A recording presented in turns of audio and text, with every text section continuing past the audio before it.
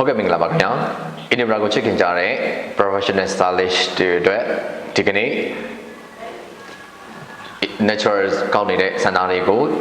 straightening rebonding cream အသုံးပြုပြီးတော့မှအသုံးပြုမဲ့ product လေးကတော့ Inibra straightening rebonding cream ပဲဖြစ်ပါတယ်ခင်ဗျာ straightening cream ကိုအသုံးပြုပြီးတော့မှအပေါ်ပိုင်းမှာဆိုလို့ရှိရင်တော့ natural hair ဖြစ်ပါတယ်အောက်ပိုင်းမှာဆိုလို့ရှိရင်တော့ပျက်စီးနေတဲ့ဆန္ဒတွေဖြစ်ပါတယ်ခင်ဗျာနှမျိုးနှစားဖြစ်နေတဲ့ဆန္ဒတွေကို straightening rebonding ပြုလုပ်ပြမှာဖြစ်ပါတယ်အသုံးပြုမဲ့ product လေးကတော့ Inibra straightening rebonding cream ပဲဖြစ်ပါတယ်ခင်ဗျာ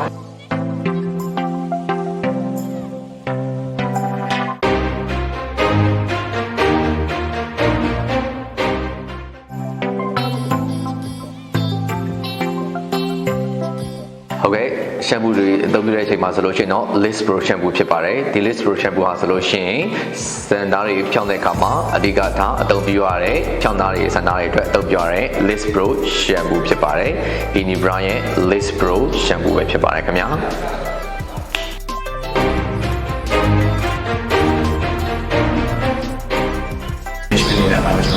အဲ့တော့ဒီ damage ဖြစ်နေတဲ့ file ကိုကျွန်တော်ကာကွယ်တဲ့အနေနဲ့ white elixir ဆိုတော့ကျွန်တော်လည်းဆို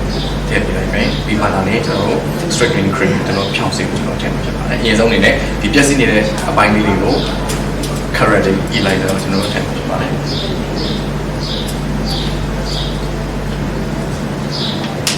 correcting elixir ဆိုလို့ရှိရင်ပြည့်စည်နေတဲ့စံသားတွေကိုprotein တွေပြန်ပြီးတော့ဖြည့်ပြီးတဲ့ collagen တွေကိုဒီမှာပြန်ပြီးတော့မှဖြည့်ပြီးတာဖြစ်ပါတယ်။ဒါကြောင့်မလို့ပျက်စီးနေတဲ့ဆန္ဒတွေကချက်ချင်းလည်းကျွန်တော်ပြန်ပြီးတော့မှကျန်းမာကန်ဆောင်တဲ့စပင်းတွေအောင်တော့တွေ့ရှိရပါတယ်။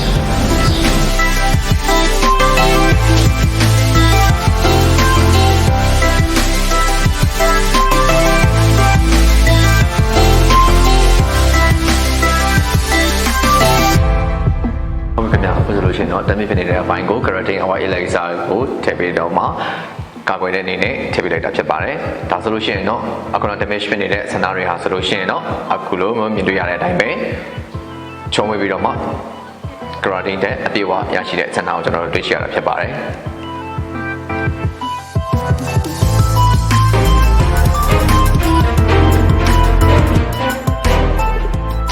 straightening cream ထည့်မယ်ဆိုလို့ရှိရင်ပထမဆုံးအနေနဲ့ကျွန်တော်တို့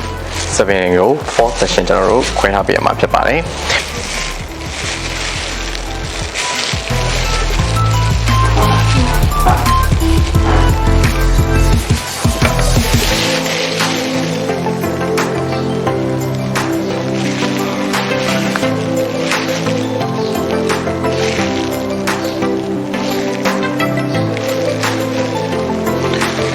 ကျွန်တော်ဒီ straightening cream ကိုခွက်ထဲညှက်ချက်လိုက်တဲ့အချိန်မှာဆိုလို့ရှိရင်လိုအပ်တဲ့လောက်ပမာဏလေးကိုပဲအရင်ဆုံးညှက်ချက်လိုက်မယ်။ model ရဲ့စံသားက damage ဖြစ်နေတဲ့အပိုင်းရယ်ကျွန်တော် virgin အပိုင်းရယ်နှစ်ပိုင်းရှိတယ်။အဲဒီမှာဆေးကိုစထည့်မယ်ဆိုတဲ့အချိန်ကြလို့ရှိရင်တော့အသစ်ထွက်လာတဲ့ virgin အပိုင်းကိုအရင်ဆုံးထည့်ပေးမယ်။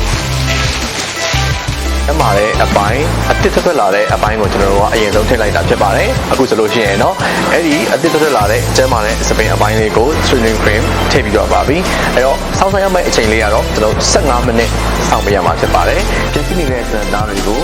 straightening cream ထည့်ပါဖြစ်ပါတယ်ဟုတ်ပြီထည့်မယ့်အချိန်မှာဆိုလို့ရှိရင်ပြည့်စုံနေတဲ့စံသားတွေကိုပြည့်စုံမှုမရှိအောင်မပြည့်စုံအောင်ကာကွယ်တဲ့အနေနဲ့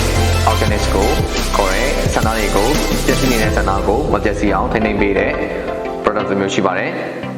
Inibra brand ရဲ့ organic ဖြစ်ပါတယ် straightening cream ထဲမှာ organic ကိုလိုအပ်တယ်လို့ရောထည့်ပြီးတော့မှပြည့်စုံနေတဲ့ဆန္ဒတွေကို straightening cream ကိုအသုံးပြုပြီးတော့မှထည့်မှာဖြစ်ပါတယ် organic cream ရဲ့ packaging ထဲမှာဆိုလို့ရှိရင်တော့ခွက်လေးရှိပါတယ်အဲဒီမှာဆိုလို့ရှိရင်တော့2 ml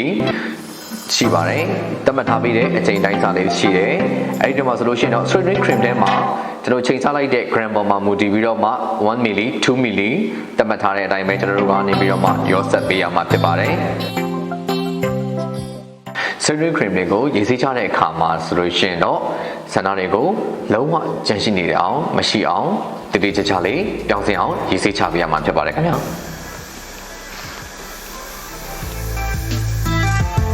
စံသားမျိုးဖြစ်တဲ့အတွက်ကြောင့်မလို့နောက်ပိုင်းကိုဖိပြီးတော့မှဆွဲပြရပါမယ်။ကျမတာဆွဲတဲ့အပိုင်းကိုဆိုလို့ရှိရင်တော့အခုချိန်200 GB နဲ့ကျွန်တော်တို့ဆွဲပါမယ်။ ပြည့်စည်နေတဲ့အဆန်သားဆိုလို့ရှိရင်တော့ဒီချိန်140ဒီခုနဲ့ကျွန်တော်တို့ထောက်ဆက်ဆွဲတာဖြစ်ပါတယ်ခင်ဗျာ တောင်းဆက်ဆွဲပြီးတော့ပြီဆိုလို့ရှိရင်တော့ neutralizer ထည့်ရတော့မှာဖြစ်ပါတယ်ခင်ဗျာ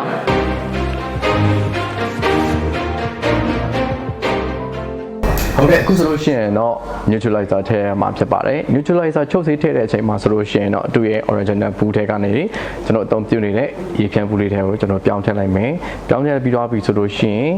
စပင်ကိုပတ်ဖြန်းပြီးတော့မှ neutralizer ချုပ်ဆေးကိုထည့်ပေးမှာဖြစ်ပါတယ်ခင်ဗျာရှင်တော့15မိနစ်ကျွန်တော်ထားပေးရမှာပါပြီးသွားတဲ့အခါမှာဆိုရှင်ရေဆေးချလို့ရပါပြီခင်ဗျာ